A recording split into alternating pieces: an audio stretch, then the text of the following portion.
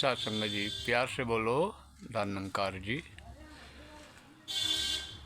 प्रार्थना हृदय का विषय है, दिमाग का नहीं। अकल के दायरे में प्रार्थना के लिए जुड़े हाथ, नमी वाले नयन, झुका मस्तक और थर थराती आवाज़ में फरियादें मिन्नतें नहीं आती। प्रार्थना सोचकर कभी होती भी नहीं। अकल तो मानव को अपनी ताकत का इस्तेमाल करने का ढंग सिखाती है, जबकि प्रार्थना शक्ति प्राप्त का साधन बनती है, आत्मिक बल प्रदान करती है। अकल और सोच तो इंसान को निज हित के लिए तरकीबों योजनाओं का रास्ता ही दिखाती है। अकल उसको अपनी शक्ति और समर्थ का लगातार एहसास कराती रहती है और उसे इस शक्ति को प्रयोग करने के लिए भिन्न भिन्न ढंग सिखाती है। अपने लक्ष्य की प्राप्ति के लिए हर उचित एवं अनुचित ढंग अपना सिखाती है। अकल के दबदबे में हृदय की आवाज़ दबकर रह जाती है। जिस दिल में नेक और उत्तम भावनाएं जन्म लेकर प्रफुल्लित होनी थी, अकल ने स्वार्थ को सम्मुख रखा और इस हृदय को दुर्भावनाओं का गृह स्थान बना दिया।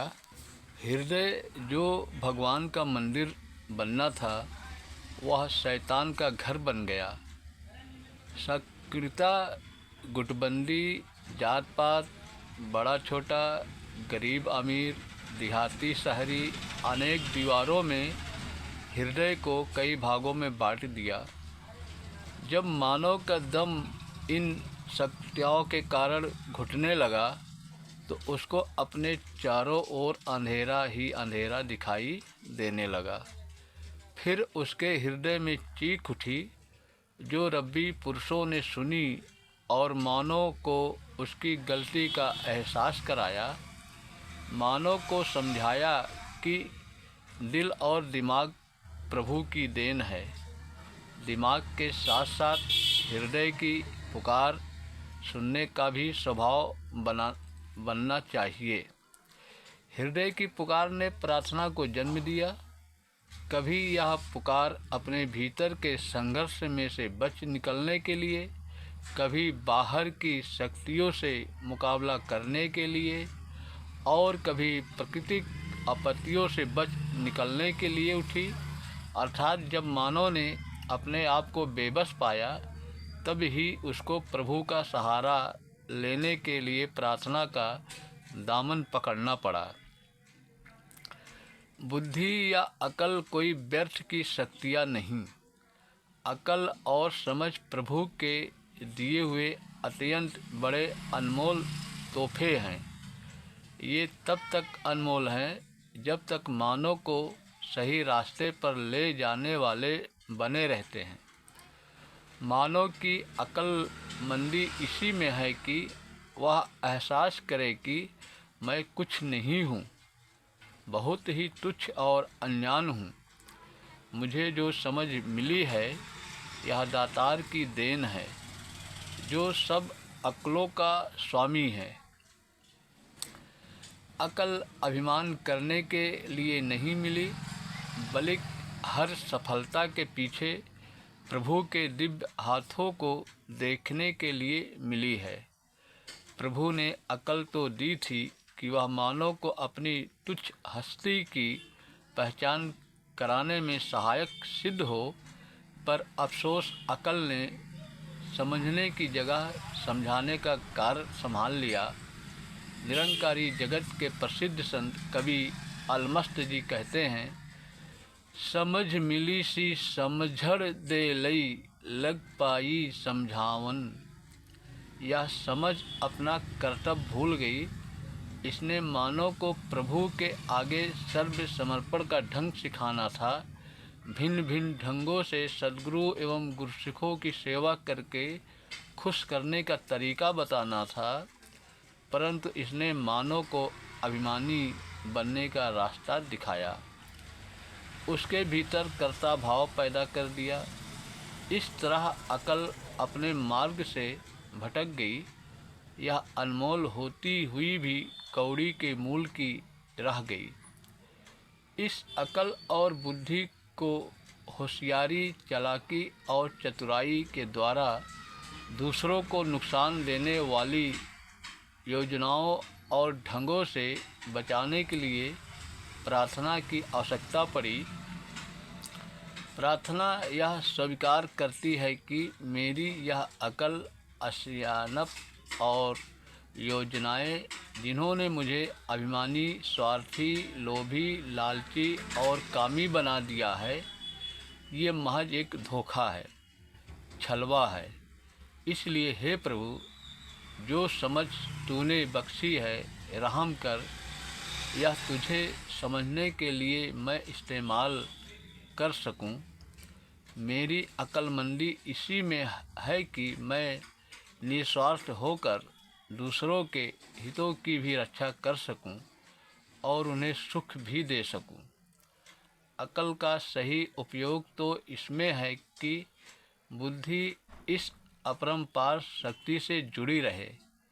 यदि अकल इस अकलों के स्वामी के साथ जुड़ी रहती है तो इस मालिक की रहमत का एक कण भर भी इस मानव की अकल को कई रूपों में प्रकट कर देता है। जैसे पीपल के छोटे से बीज में इतने बड़े विस्तार वाला पेड़ छिपा होता है, परंतु यह प्रकट तभी होता है जब यह बीज अपनी हस्ती को मिट्टी में मिला देता है।